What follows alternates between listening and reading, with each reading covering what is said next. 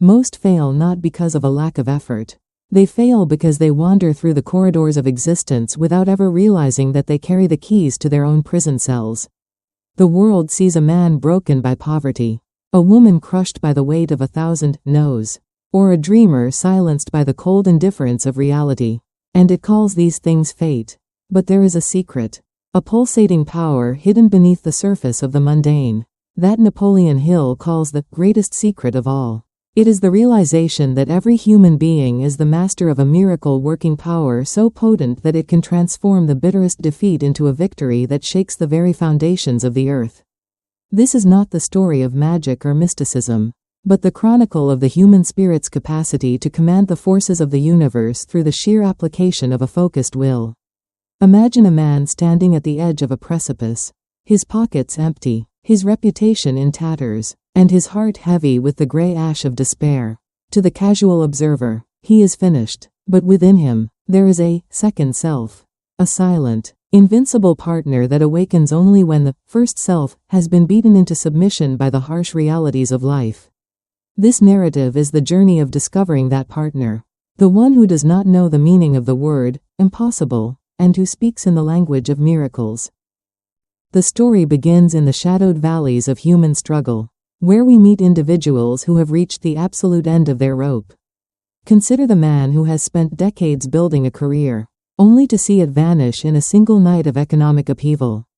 He sits in the dark, the silence of his home amplified by the ticking of a clock that seems to count down the seconds of his relevance. He feels the cold hand of fear gripping his throat, telling him that he is too old, too tired, and too late to start again. But it is precisely in this moment of total darkness that the miracle begins to stir. The book describes this as the seed of an equivalent benefit. It is a law as immutable as gravity. For every heartache, every failure, and every disappointment, there is a seed of a greater advantage. The tragedy for most is that they look so long and so regretfully at the closed door that they never see the one that has been kicked wide open by the very force of their misfortune. The narrative follows the psychological transformation of those who stop asking, "Why did this happen to me?" and start asking, "What did this happen for?" This shift in perspective is the first step in working a miracle. It is the moment the protagonist of his own life stops being a victim of circumstance and starts being the architect of his destiny. Analyze this deeply, and you see that the miracle is not an external event that drops from the sky, it is an internal realignment. The lesson here is that our greatest assets are often disguised as our most painful liabilities. When a person reaches the 0 point, they are stripped of the ego and the false pretenses that kept them tethered to a mediocre existence. The desperation they feel is actually the fuel required to launch them into a higher orbit of achievement. By embracing the pain rather than fleeing from it, they activate a psychological mechanism that forces the mind to search for creative solutions that were previously invisible. This is the alchemy of the soul, turning the lead of failure into the gold of opportunity by refusing to accept defeat as anything other than a temporary detour. The journey intensifies as we encounter the figures who have mastered the 12 great riches of life, none of which begin with a bank account. We see the character who possesses the riches of a positive mental attitude, standing amidst a storm of negativity and remaining unshaken, while others are drowning in the vitriol of gossip, envy, and doubt. This individual maintains a mind that is a fortress. They understand that the mind is a garden, if you do not plant the seeds of your own choosing. The winds of the world will blow in the weeds of destruction. The story illustrates the dramatic contrast between two neighbors, one who wakes up and curses the rain because it might ruin his shoes, and another who blesses the rain because it will nourish his fields. The first man lives in a self-made hell of minor inconveniences, while the second lives in a heaven of perpetual growth. The narrative paints a vivid picture of how a single thought, held with persistence and backed by a definite purpose, begins to attract its physical counterpart. It is as if the universe is a giant sounding board that echoes back the frequency we emit. If we emit fear, we receive reasons to be afraid. If we emit the frequency of a miracle, the world begins to rearrange itself to accommodate our vision. One of the most gripping accounts in this retelling involves the concept of the mastermind. The story takes us into the high-stakes boardrooms and the humble workshops where two or more people align their spirits toward a single burning objective. We see the electrical tension in the air when minds click into place, creating a third, invisible, super-intelligence that neither could possess alone. This is the miracle of cooperation. The narrative describes a struggling inventor who is at a dead end. His resources exhausted and his theories proven wrong. He enters into a mastermind alliance with a friend who brings not money, but a different perspective and an unshakable faith. Together, they tap into a reservoir of ideas that neither could reach in isolation. The synergy creates a psychic bridge to the source of all knowledge. And suddenly, the solution appears, not as a slow realization, but as a blinding flash of intuition. This is the moment the miracle is born. It is the proof that we were never meant to walk this path alone, and that our second self often speaks through the encouragement and insight of a trusted ally. The lesson embedded in this segment is the power of harmony. In a world that prizes rugged individualism, the book reveals that true miracles are often a collective effort. The mastermind is not just a business strategy, it is a spiritual law. When we harmonize our vibrations with others, we multiply our power exponentially. It teaches us that the ego is the greatest barrier to the miracle. When we let go of the need to be the sole author of our success and open ourselves to the infinite intelligence that flows through a harmonious group, we become conduits for something much larger than ourselves. The drama of human achievement is not found in the lonely struggle, but in the beautiful orchestration of multiple wills focused on a singular, noble aim. As the narrative progresses, it dives into the harrowing but redemptive story of a man who lost his physical sight only to find his internal vision. In the darkness of his blindness, he began to see the world not as a collection of physical objects, but as a playground of energy and opportunity. He stopped relying on the deceptive evidence of his physical eyes and began to trust the inner eye of his imagination. He learned to work his own miracle by visualizing his goals so clearly that they became more real to him than the darkness surrounding him. He didn't just hope for success, he lived in the feeling of it until the physical world had no choice but to manifest it. His story is a chilling reminder that most of us are blind despite having perfect vision, because we look only at what is instead of what could be. He becomes a beacon of light for others, proving that the only real handicaps are the ones we allow to take root in our minds. This part of the journey highlights the supreme importance of applied faith. Faith is not a passive belief, it is an active, aggressive state of mind. It is the willingness to step out into the void, trusting that the bridge will appear under your feet. The analysis of this man's life shows us that miracles require a vibrant expectancy. You must expect the miracle as surely as you expect the sun to rise. If there is a shadow of a doubt, the connection to the miracle-working power is severed. The narrative shows that the universe does not respond to wishes or wants, it responds only to commands, backed by an unwavering belief in their fulfillment. This is the psychological threshold that separates the masters from the masses. The story then shifts to the bustling streets of industry, where we find the principle of going the extra mile in action. We see a young clerk, unnoticed and underpaid, who decides to perform his duties as if he were the owner of the company.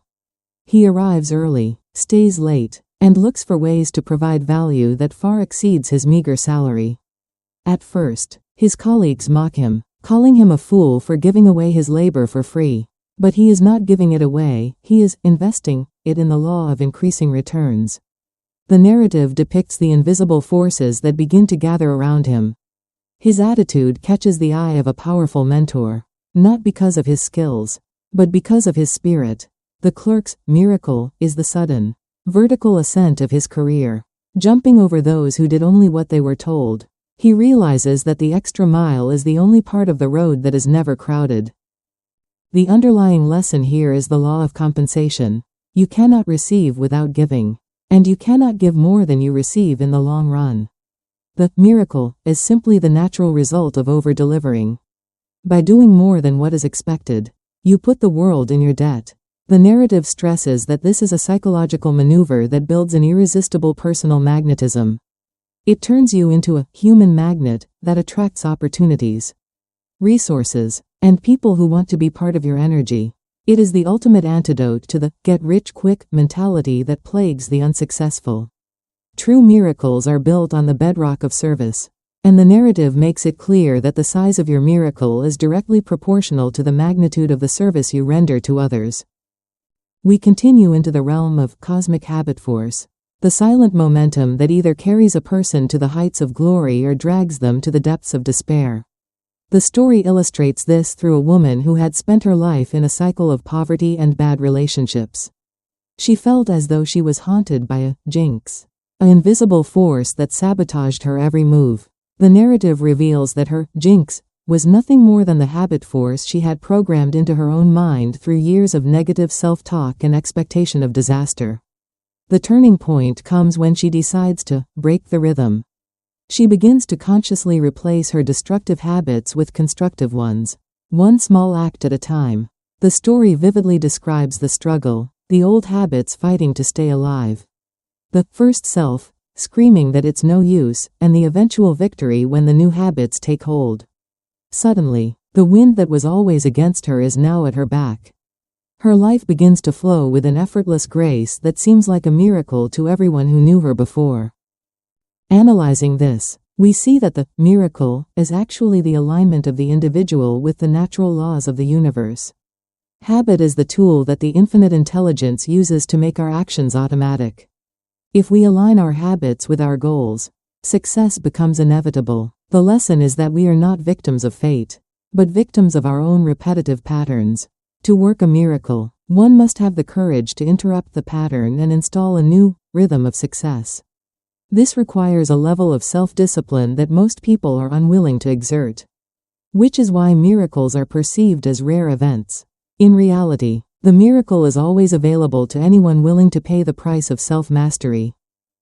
The narrative shifts now to the psychological battlefield where the first self and the second self engage in a silent, cosmic duel for the soul of the individual. Imagine a woman who has spent her entire life defined by the limitations imposed upon her by her upbringing, her environment, and her own crushing self-doubt. She is the embodiment of the first self, that part of us which is bound by the five senses, tethered to the physical evidence of lack, and prone to the paralyzing grip of the 7 basic fears. She moves through her days like a ghost in her own life, convinced that miracles are reserved for the chosen few, the lucky, or the saintly. But the story takes a dramatic turn when she encounters a moment of absolute extremity. A dark night of the soul, where every external support is stripped away. In the silence of her desperation, she hears a voice that does not speak in words, but in a surge of unshakable confidence. This is the second self, the miracle worker that Hill identifies as the direct link to infinite intelligence. It is the part of the human psyche that remains untouched by failure and indifferent to the opinions of the world. The narrative follows her as she learns to silence the chatter of her fearful ego and allow this internal giant to take the reins. As she does, the world around her begins to shift in ways that defy logic. Opportunities appear where there were only stone walls. People who previously ignored her now offer their unbidden support. It is as if she has tapped into a hidden frequency of the universe. And the miracle is simply the broadcast of her new internal reality. Analyzing this transformation, we realize that the most significant barrier to any miracle is the first self's insistence on its own limitations. The lesson here is that we are lived by our fears until we consciously choose to be lived by our faith. The second self is not something we have to create, it is something we have to release. It is the original blueprint of our potential, buried under layers of social conditioning and past traumas. The narrative illustrates that the act of working a miracle is primarily an act of subtraction, removing the doubts, the excuses, and the false beliefs that prevent our innate power from flowing. When the woman in the story finally surrendered her need to control everything through her limited intellect and trusted the inner guide, she became a channel for a power that knows no bounds. This is the spiritual technology of the miracle, the recognition that the power to change our world is already within us, waiting for our permission to act. The story moves forward into the lives of those who have mastered the definiteness of purpose, the primary engine that drives the miracle working process. We see a man who was once a drifter, a human leaf, blown about by the winds of chance. With no clear direction and no burning desire. He was a master of generalities. A person who wanted success, but never defined what that meant. The narrative describes the gray, foggy atmosphere of his existence, a life of someday and maybe. The turning point occurs when he is challenged to write down exactly what he wants. When he wants it, and what he is willing to give in return. The moment he puts pen to paper, the fog begins to lift. The story portrays this act of writing as a sacred contract with the universe. Suddenly, his mind, which was once a scattered beam of light, becomes a concentrated laser. He stops seeing obstacles and starts seeing stepping stones. He realizes that the universe is a massive storehouse of energy that responds only to specific commands. The miracle in his life is the incredible speed with which his environment aligns with his written purpose. He discovers that once a person makes a firm decision, providence moves too, and a whole stream of events issues from the decision, raising in one's favor all manner of unforeseen incidents, meetings, and material assistance. The lesson in this segment is the power of the written word and the law of attraction. A vague desire has no magnetic pull, but a definite purpose acts as a psychic magnet. The analysis reveals that the miracle is a matter of mental chemistry. When you mix a definite purpose with a positive mental attitude and persistent action, you create a compound that dissolves the impossible. The narrative teaches us that the reason most people never experience a miracle is that they never ask for one with enough specificity. They are like a traveler who goes to a ticket window and asks for a ticket, but cannot name a destination. The universe cannot grant what it cannot identify. By defining his purpose, the man in the story provided the blueprint for the miracle to build upon. He moved from being a victim of accidents to being a creator of incidents. As we delve deeper, the narrative explores the miracle of personal initiative. We encounter the story of a young woman working in a dead-end job. Surrounded by people who do only enough to get by, she is tempted to sink into the same lethargy. But she remembers the principle of the second self and decides to take initiative where none is expected. She begins to solve problems that aren't hers to solve. She creates systems to help her coworkers and improves the quality of the company's service without being asked for a raise. The story describes the internal friction she feels, the pull of the first self, telling her she is being exploited.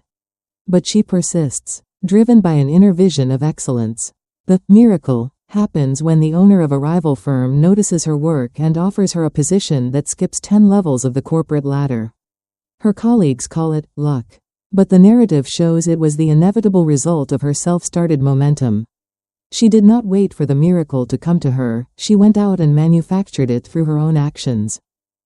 This part of the story emphasizes that personal initiative is the spark that ignites the fuel of purpose. The analysis shows that the miracle worker is always a self-starter.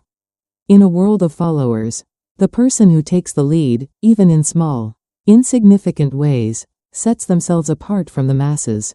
The lesson is that the universe rewards the person who acts. Faith without works is dead, and a purpose without initiative is merely a daydream. The miracle is the response of the environment to the individual's refusal to remain stationary. By taking the first step into the unknown, the woman in the story forced the hand of destiny. She proved that the miracle is not a reward for waiting, but a response to movement.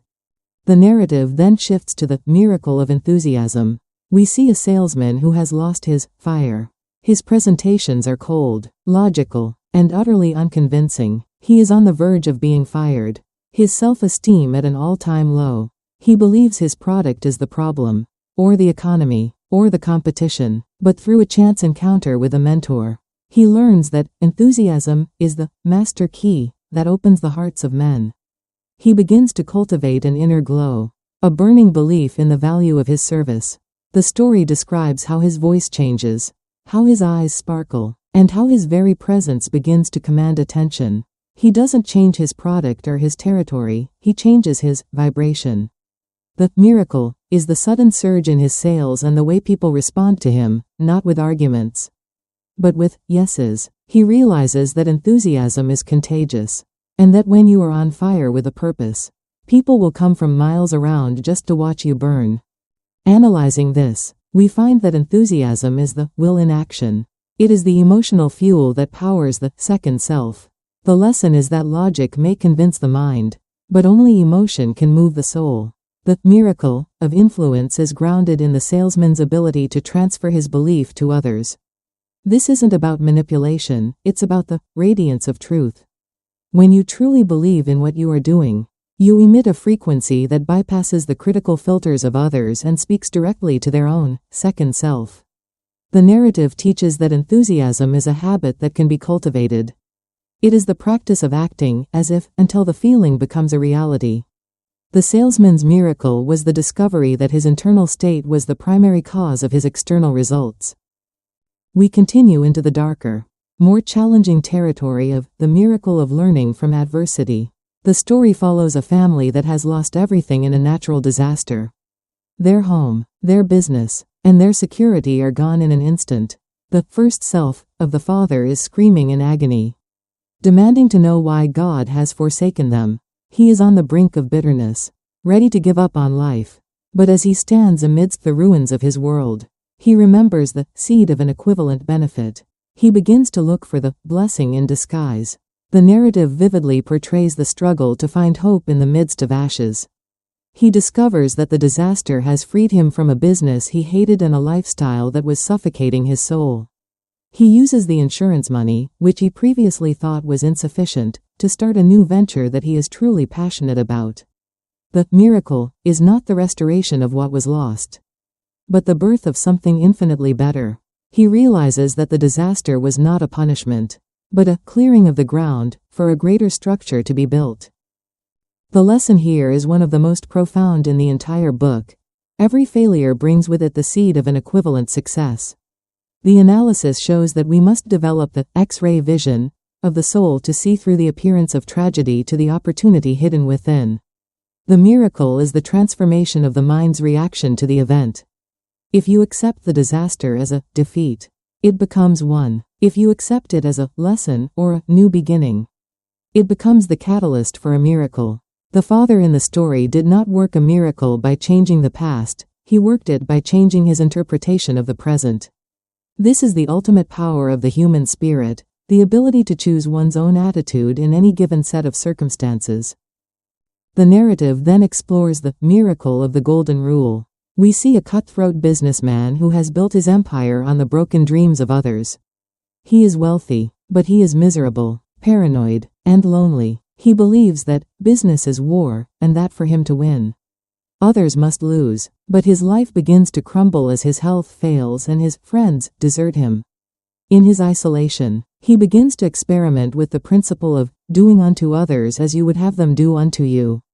He starts to use his resources to help his employees, to improve his community, and to deal fairly with his competitors. The story describes the skepticism he faces and his own internal resistance. But slowly, a miracle of peace begins to settle over him. His health improves, his relationships are restored, and strangely, his business becomes even more profitable. He realizes that the golden rule is not just a moral precept, but a law of social gravitation. Whatever you put out into the world, you get back in kind, multiplied. The transformation of the cutthroat businessman serves as a profound testament to the miracle of a healthy mind. As he begins to distribute his wealth and influence with a spirit of genuine service, the narrative captures a shift in the very atmosphere surrounding him. No longer is he looking over his shoulder for the next betrayal, instead, he finds that the seeds of kindness he sows begin to sprout into an impenetrable forest of loyalty and goodwill. The story paints a vivid picture of a man who once had everything and possessed nothing, now finding that by giving himself away, he has finally claimed his soul. His physical ailments, once thought to be incurable by products of his stress-filled life, begin to recede. This is the miracle of psychosomatic healing, the realization that the body is but a mirror of the mind's internal weather. When he replaced the storms of greed and fear with the sunlight of the golden rule, his physical cells responded to the new command of harmony. Analyzing this, the lesson becomes clear. The golden rule is a mathematical law of the universe.